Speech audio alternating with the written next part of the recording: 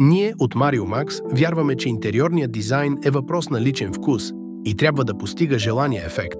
Много хора смятат принципите на минимализма и максимализма за крайни, но намират удовлетворение в комбинирането на елементи от тези два стила.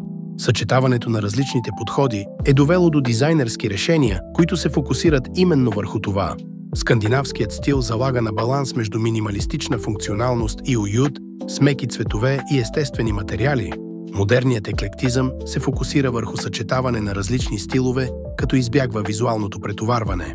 Джапанди е стил, който съчетава японската естетика с скандинавската минималистична изчистеност и функционалност.